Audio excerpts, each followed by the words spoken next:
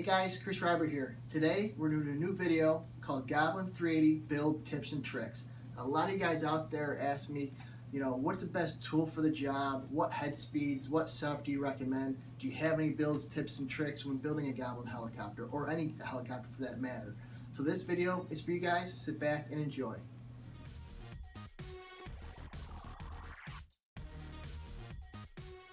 Okay, so moving on to the next portion of the video, we're going to talk about tools. Not only tools for building my helicopters, but maintaining and repairing them. We're going to start off with a hex driver set. This is probably the key portion to every build.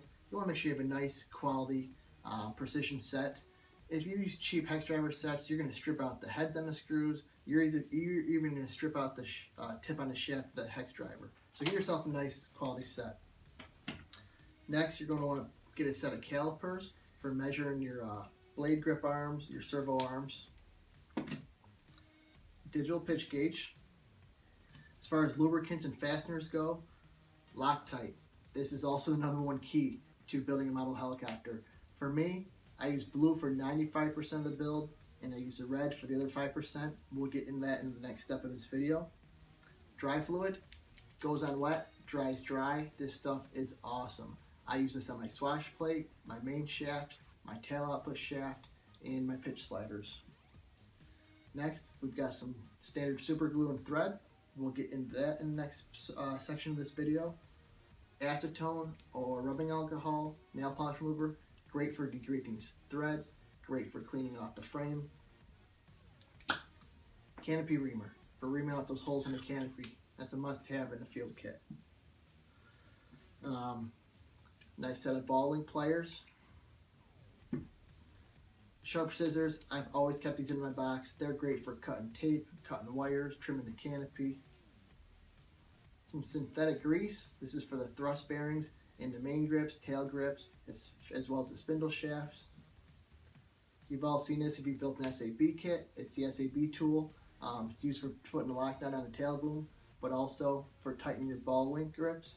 You just stick them in there, and you can get the link arms on the shaft without marring them up with a pair of pliers. Last but not least, if you don't have one, I recommend this for the Goblin 380. It's the SAB Swash Lever tool. I made a video on this. There's a link below. You can check it out. You stick it under the swash plate. You level up the swash, and you have a mechanically set up swash plate. It's 0 pitch every time. So that covers all the tools I keep in my basic field bag. Next, we'll move on to the tips and tricks part of the video.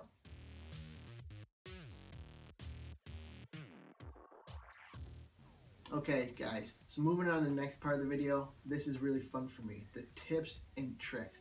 I constantly get asked, Chris, is there anything you recommend I do when I'm building my Goblin helicopter? Is there any tips or tricks I should follow? So I just want to jump into a few of my favorite ones. Let's start with basic. Before you even start building a helicopter, you want to go through, check all the pieces, take some acetone or nail polish remover and a rag. You want to clean all the carbon fiber frames. It saves your fingers from turning black when you're building them. Second part, when I build along the helicopter, I've got the water cap. That's what I put my thread lock in.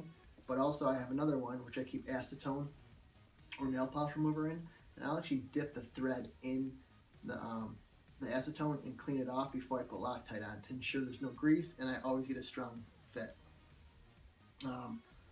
So what I do with my tail push rods, as you can see, this one's done. I'll take some closer pictures for you guys. So what I do is I start by just super gluing it into the carbon fiber like they say at the recommended millimeters. And what I'll do after is I'll take some super glue and I'll stick it on the metal shaft and the carbon fiber. And I'll take a little black thread and I'll get it stuck on there, and I'll sit there and I'll spin and I'll weave back and forth till it forms a nice little bond. Once it's all dried, you can use the SAB tool and put on your link arm. That ensures this never comes out of the shaft and flight. I've seen a lot of guys just use super glue here. Not a good idea. The torque we're putting on these tails, little super glue, that could pop right out. And one step further I do on the 500 size helicopters and up for my Goblins is I'll actually take 5-minute epoxy. I'll wet my finger and I'll actually do a nice bead all around that. Makes it look really smooth. It's just going the extra mile to make sure it definitely never comes out. With a digital pitch gauge, always make sure you reset it to 0 every time. Make sure you're on a flat level surface, because you want to make sure you're getting an accurate 0 pitch, or positive 13, negative 13, whatever pitch size you go with. With the dry fluid I was talking about earlier, make sure you shake it up really good. It's going to go on kind of milky white, and then it's going to dry clear. You want to get that all over the place. So I shake it up really good, and what I'll do is I'll put it right on the main shaft, and you can see it. I just let it work its way right into the swash plate. And I do that for the tail output shaft as well, on the pitch slider. With the grease, what I do, the trick, especially working with a small 450 like this, your thrust bearings, they're tiny.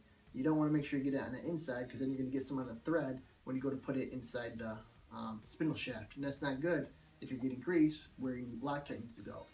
So what I do for this is I'll put a little, on my hand like this. Take a toothpick. So I'll be holding the little thrust bearings and the race in my hand. I'll take a toothpick and I'll put it right around all the balls to make sure it gets in there without getting on the shaft of the screw after. I talked about Loctite before, blue and red. I use blue 95% of the helicopter. The only place I use red, and trust me guys, I've learned from past experiences, 2 main grub screws, you're going to use red. You're going to use red on the grub screw for the motor pinion. You're also going to use red for the grub screw and the tail pulley for the tail belt. I've had those walk out on 2 different occasions, both there and the motor. I was able to hit throttle hold and land safely, but red's a little more permanent, so put that in the most important spots. Another good trick, the SAB Swash Lover tool. If you haven't seen my video or seen how one of these works, very simple, nice little $20 investment of keeping in your toolbox. It gives you a perfect mechanically set up helicopter every time. So you're going to your menu on whatever flybar system or radio you're using. You're going to jack up the swash plate. This just sits right on top of the main bearing block, and you're going to spin it. And what you do is you would adjust your helicopter settings in your radio so that the swash drops back down. And what you're going to do is you're just going to level.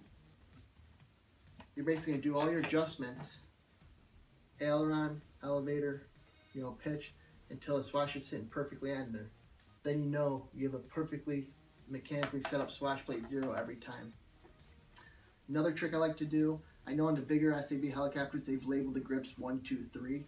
Well, as long as you're using the calipers and getting your DFC or your grip arms the same, you shouldn't really have to track. But if you can take off, as your blades are out of track, what I do on this little guy is I've got the blade grips. I have the bottom of the blade grip arm and the blade labeled 1, 2, 3.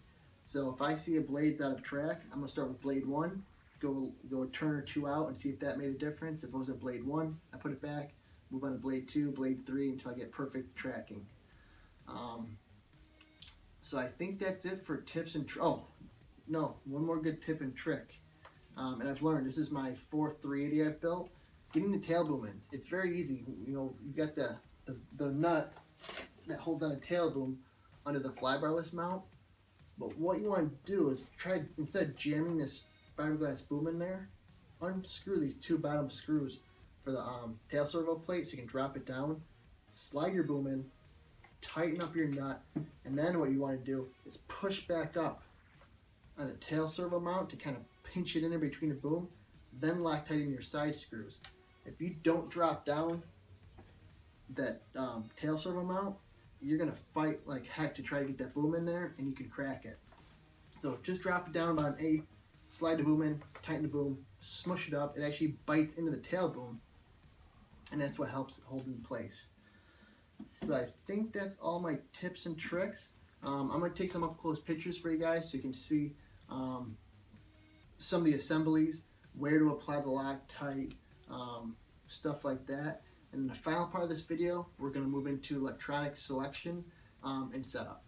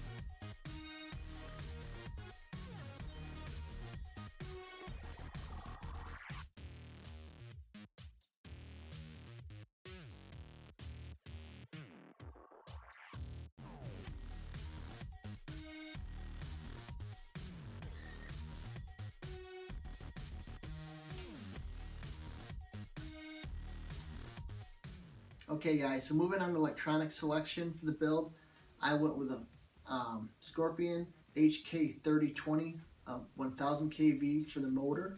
I'm running the MKS HV93's micro cyclic servos.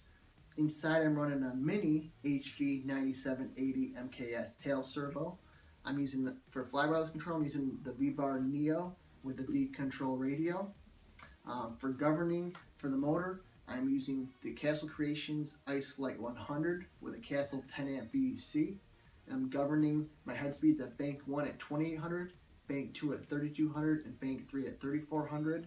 And as far as batteries, for fun, sport, lighter setup, hard 3D, I'm running the 1800 pulse pack. And if I want to do a big sport flight, be a little more flight time, 2600, considerably much bigger size, but 4-minute flight times out of the 1800, 6-minute plus flight times out of the 2600. So you're sacrificing weight for flight time, which if you're doing sport flying, or if I'm buddy boxing someone, 6 minutes. That's a long time of a 450 size helicopter. So it's definitely worth the sacrifice. So that is my electronic selection I went with.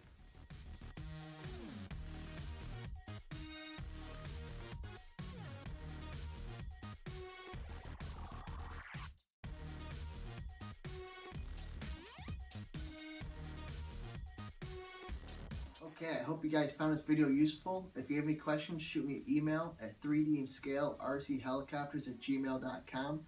You can also find me on my webpage, 3dandscalerchelicopters.com, as well as my Facebook page, 3D and Scale RC Helicopters. Until next time, fly safe and have fun.